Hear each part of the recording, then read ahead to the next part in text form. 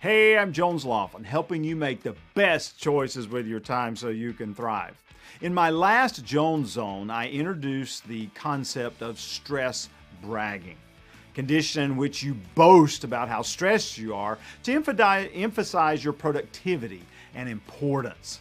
I talked about how to reduce the stress bragging that you do so you don't annoy those people around you, or that at least you start doing something about it. This week, I want to talk about what to do when other people are stress bragging to you.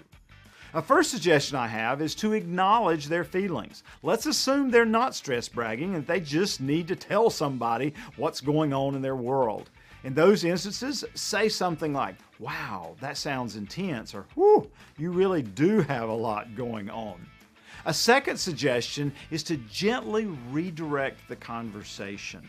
Once they've started talking about their stress, ask them things like, "Wow, that's intense. What are you doing to manage it?" Or "What steps are you taking to reduce it, long term?"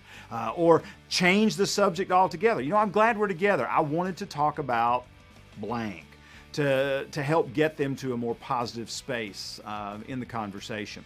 A third suggestion I have is to offer some suggestions for improvement. You don't want to do that up front because you want to let them have time to vent. But when you think it's ready or it's time, then say, "You know what? When I'm stressed out, one of the things that helps me is to improve my sleep habits, or to eat better, or to call a friend who just gives me the biggest belly laugh when we're talking." But give them some suggestions to help them to improve their situation.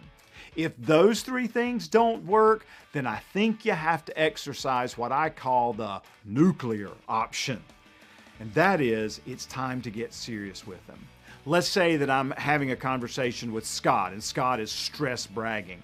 If none of these other tactics work, I would say to Scott something like, "Scott, it seems like when we're together, you're frequently talking about how stressed you are, and it doesn't seem like things are getting better.